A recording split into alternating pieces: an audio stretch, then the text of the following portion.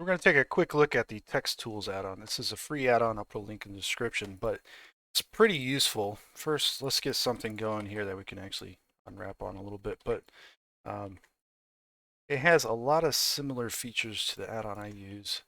Fortunately, the add-on I use is no longer supported, so that's going to be a thing. All right, so let's limit dissolve all that. Just mark everything. Seam, why not? Just want to point this out real quick. So normally when you're unwrapping, you just do an unwrap, and hard surfaces usually change it to conformal, but you might give them some island margin, things like that. Cool. All right, so what makes this useful is because you go to the add-on, once you install it, see we got Tex Tools.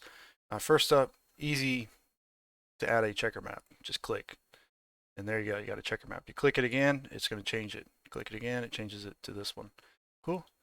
And then you click it again, and okay, so with all that in mind, let's go ahead and just try something here real quick.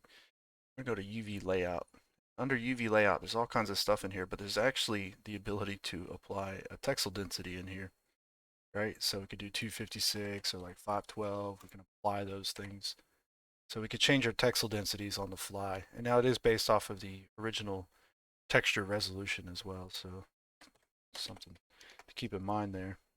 But you can set your texel density. So that's cool. All right. Some of the other things you're looking at here are pretty basic, pretty simple anyways. So if I was to select by island here, select everything, I can align them all to the left, to the right, that kind of fun stuff. I can stack them in the center. Cool. We can actually crop these to the UV space. This is a big one. Don't underestimate this. This is extremely important usually. It just centers it up and places it like so. This is really good when you're working with trim sheets and things like that. So you can also unstack these, or what they call sort. So sort horizontally. You can do that number. So do that real quick. All right. So if you're working with cylinders, a lot of you are aware of this. Add a cylinder. We'll swap the material over to that. Extrude it real quick. Let's go ahead and just extrude this out. So control right click, face on a cylinder. You can do this number. It does something pretty cool, which is you can actually grab like a selection like this, and you can do an edge peel on cylinders. Right? It does that. So it just straightens it out super fast, really simple.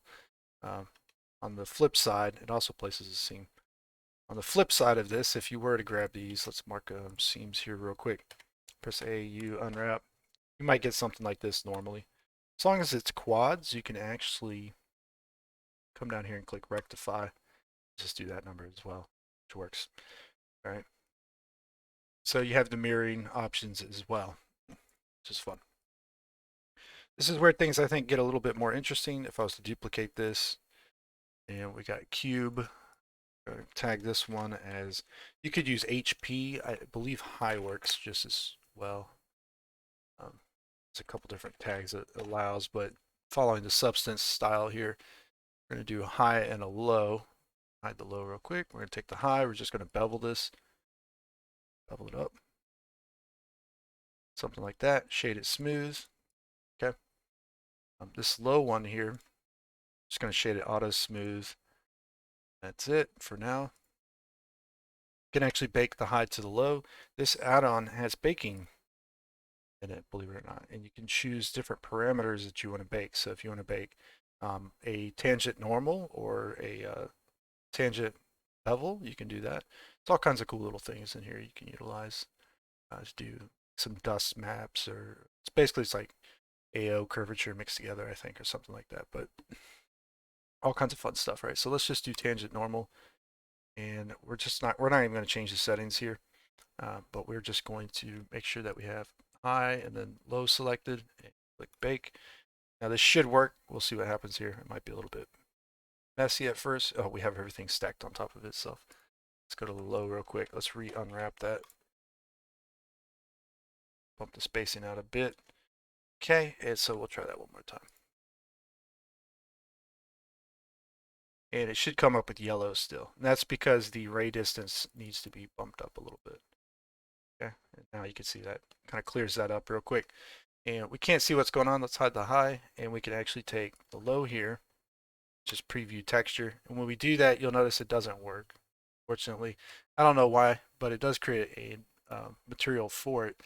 So that's nice. And then go to normal, use normal map, go to the color here, use image texture, and we can load up that baked cube normal tangent. Right? You can see the baked results are right there. Now this isn't going to be a perfect result. I did a video talking a little bit about baking. You can see some of the obvious errors here. This is just because it's shaded with auto smooth. Just kind of recap that video real quick. So I do want you to realize that if you were to look at your mesh in edit mode, solid view real quick, take a look at this here. These are your binormals or split normals, whatever you want to call them. And you can see this is what's going on. So it's pulling in light information from the left, the top, and out towards the front here. And that's why you get these janky kind of results usually when you're baking. You need a little bit more control over your shading. So in this case, I'm going to clear all these seams. This wasn't supposed to be a baking tutorial, but we're just going to chamfer it all. Depending on how you set up your mesh, let's turn on those normals. We get an idea what's going on there with them real quick. Okay. So I'm using another add-on called UV Toolkit. That's the pie menu.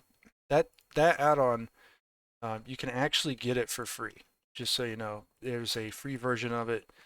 It's not quite as good as the one that was up for sale, but it's no longer for sale.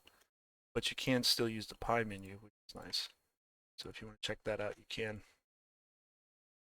So maybe I'll just do something like this for now.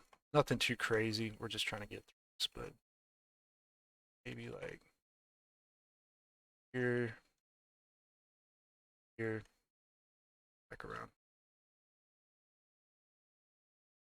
So now, hopefully we got it all figured out here. I think one more seam in there would be nice.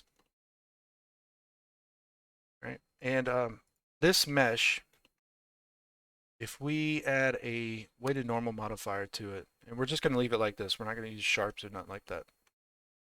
Just going to keep it shaded auto smooth. The auto smooth, max out. There we go. So this is an option.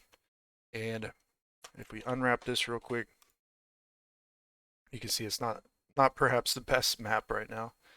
I'm actually a little curious if I didn't split these up. That's what it was. Okay. A little curious on which face was making it stretch out like that. The bottom here. Okay. So we need one more. Unwrap it. Conformal base. There you go. That's going to be better. Okay. Conformal method.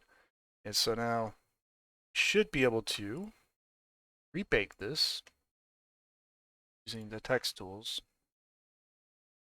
See what we get. Okay. And did in fact bake, but it doesn't look right, does it? Something happened here. Oh, well maybe it has to be on to bake it. Looked like it updated though, right? Oh, circular dependency. Okay, so circular dependencies are usually whenever you have like a normal map hooked up or something like that. So what I'm going to do, just to get through this, is I'm just going to unassign all the materials on the highs and the lows. That way we can go ahead and just select the highs, select the low, low's active element, bake it. It should work this time. Yeah, and so it did in fact work. You can grab the low, preview it, turn off the high again. Once again, it's going to create another preview here. And we could set this one back up, or we could try to go back to the old one. It still exists, which it doesn't. So we're going to have to set it back up. Let's do normal map, image texture. We'll open up that normal there. Okay. So this is the kind of result we'll get with that kind of UV map. Chamfered edges like this. So it's not perfect, but it's really not too bad either. Could be better perhaps, but get an idea. So better than might have had there previously. And so we can do other types of bakes as well. If we want like a bevel mask, let's see how that works out. I don't know what's going to happen here. You see they're very quick too, so glossiness, well, we're not going to use glossiness. We're going to do AO, bake it. The AO is going to have an issue because this is still rendering right here. You can turn that off and you should clear up now. There you go. So you can bake AO into it. You can even preview this one. It does load up correctly. A little bit janky. You want to increase your settings for sure when it comes to this kind of stuff. So we might want to do some anti-aliasing. Can do so like 2 times maybe. Let's try that. It's gonna take a lot longer to bake, I think, though.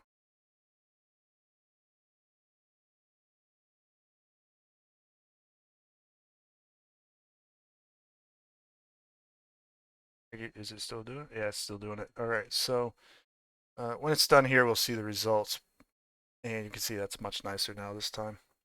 But once again, we're still getting that circular dependency error. So you do have to be careful with that thing. You gotta make sure you don't have material on it. But you can always bump up the resolutions if you need to. That's gonna be on you. Completely up to you. So if you want a 1024, we'll turn that aliasing back off just so it bakes faster. And that's pretty much it. So check the links in the description. Go ahead and get this and play around with it. It's free. It's really not that bad at all. So thanks for watching. Check you out in the next one. All right, take care.